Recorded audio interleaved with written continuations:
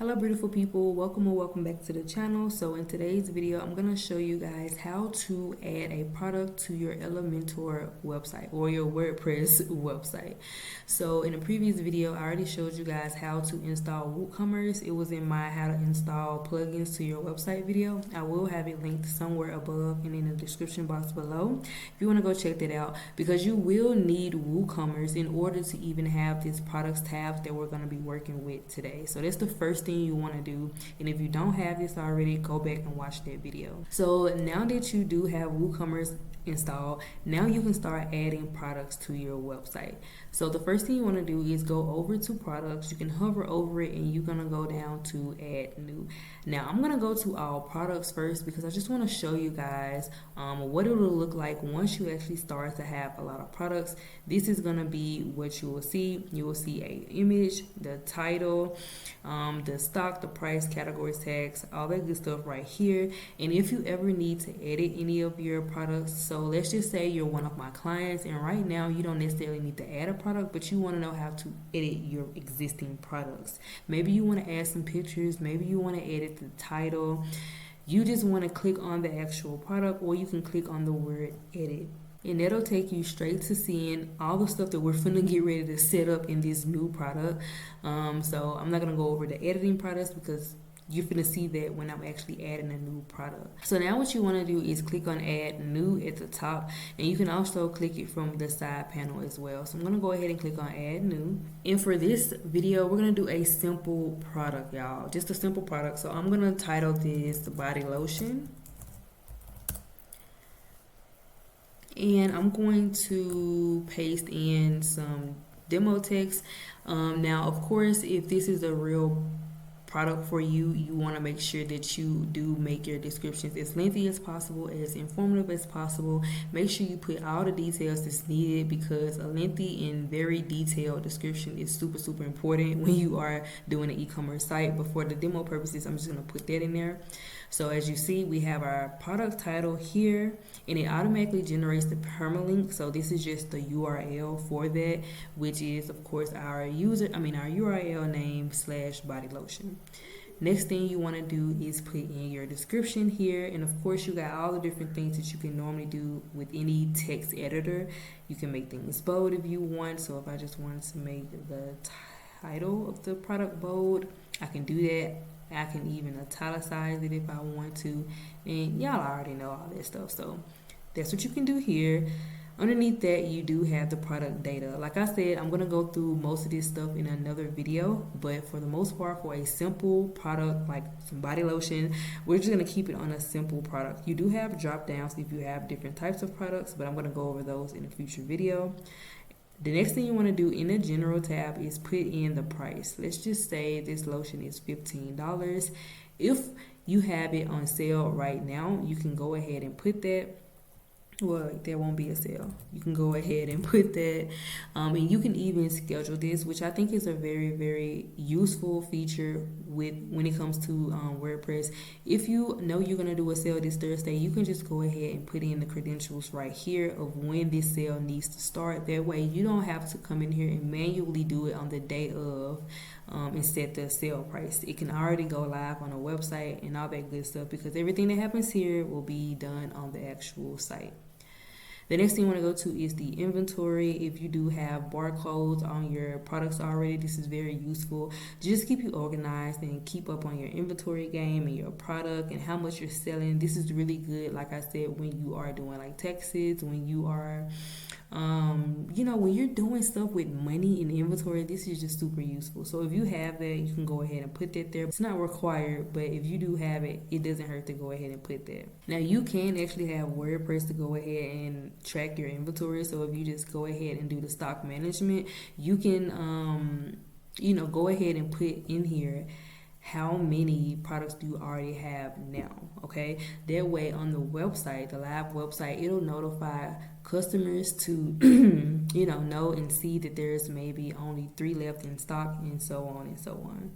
I'm just going to uncheck that for now. I'm going to keep mine on in stock. Now, if you do create a product, let's say I'm creating this body lotion, but it's out of stock right now, but I just want to go ahead and have it up. Make sure you do click on out of stock. That way, no one can go through the purchasing process on your actual website. So please make sure you check this out of stock if you do not have the product in stock at the moment when you actually add the product. I'm going to put mine back on in stock. If for any reason you sell anything that is a limited amount, or like it's a limited, I don't know what to say, like it's just a limited product. So let's just say you sell artwork, right? And you draw or something like that. You may only have about 5 of them things. And so if you want to do that, you can go ahead and check this, and then, it'll notify everybody that's on your website to know that there's a limited amount or there's a limited quantity.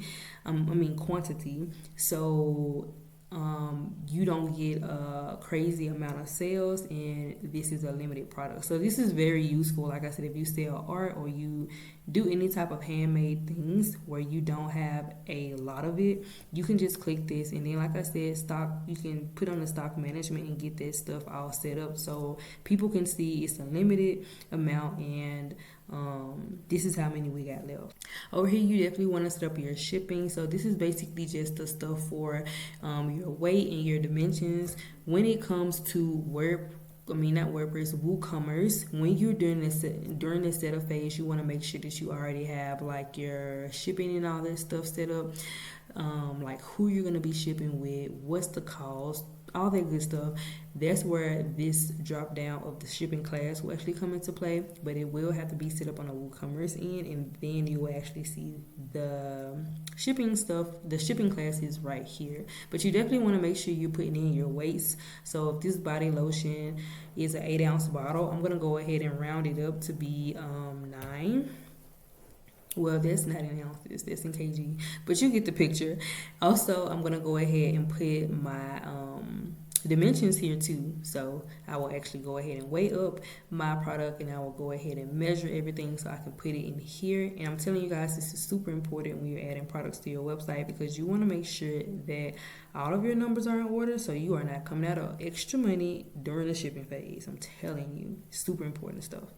The next thing you have is linked products, but this is going to be necessary if you actually have multiple products on your website and at any point you want to upsell something. So if someone was visiting my website and they were visiting this body lotion, I would want the body scrub to be an upsell. So if I actually had that product, I will put that here, and this will show up when they actually visit this product. And there's different ways it can show up. It can either show up on the product page when they're, viewing the product, and it can also happen at checkout too. I'm going to get into all those details at a later time, but you can do that if you want to right here. Then you have the attributes. So let's just say this body lotion came in a different size, which most of the times if you are selling any type of cosmetics, it probably would. You can actually go ahead and do that right here. So if this is going to be different sizes, I will go ahead and put size right here. And then over here, I will put my different sizes. So if I have my smallest one to be, let's just say a 6-ounce, they said to break it up with a pipe, so I'm going to do a pipe, and I'm going to do 8, break that up with another pipe, and then maybe 16, okay? And then I'm going to go ahead and save the attribute. And you can continue to go on and on and on. You can just add a new one if you need to. Let's just say you wanted to add another one, because not only do they come in a different size, but they may come in a different color or something like that. You can add a new one here, and then you can go from there. In the advanced tab, you just have a purchase note. So this can be something that's just shown up when people make their purchase. So you do have like something like a thank you page, but it can also be on the checkout receipt. You can always put that right there, and then you can actually put a menu order just in case you're doing some specific things on the back end of your design and you want to put the products in a specific order. And also, of course, enable reviews. You want to keep that checked, because if you have your reviews set up on your website, this is going to come in handy for actually getting the people to actually make the purchase. And last but not least, right up under here, we do have the short description. So have you ever been on a website where they have the product, but right next to the product images, they have like a short description? That's where this will come into play. So it can be something like, you will absolutely love that. You can put that right here, and people will see that little mini description down there before they see this big one. Okay, now on the right hand side, because you don't want to forget about this side over here, okay, you do have the product images. So this product image right here is the first image. So this is going to be the main image. So just only put one image here. So it's just going to open up your media library, and you want to choose the actual image. Gonna close that out. When you also have the product gallery, so you know how it is when you are shopping, they have their main picture, but they have like 5 different other pictures. That's where these pictures will go. So right here, you want to put the main image, and this product gallery is the other images that associate with this product. And then you also have your product categories. So if at any point you had already made any categories beforehand, so let's just say you're one of my clients and you're like, well, your website is already set up. I've already put in your products for you. You would more than likely already have these categories. So now if you come in, you add a new product and you already have these categories, you can just click on which one it goes in. You can even add a new category. So let's just say you don't like the ones that I set up for you, or you want to add a whole new category to your website. You can always just add a new category underneath this actual product right here. You also have your product tags. This is super good for SEO purposes. And even if you expand your website to be some huge e-com store, the tags will be very beneficial because people can easily find products that they're looking for based off specific keywords. So that's always good to go ahead and add them in, even in the beginning phase. Even if you only have one product, go ahead and put you some tags. And yeah, that's pretty much it. That's how you add a simple product like a body lotion to your actual website. All you need to do is put in all the information in regards to it, like the pricing, the details. Most times you can even skip most of this stuff over here and just make sure that you set up your shipping, like your weight and things like that, and then put in the price from the general tab. For the most part, that's pretty much all you have to do. But I did want to go over a lot of the few things in between, because if you want to make the best out of your product or your e-com shop, you would definitely want to do that.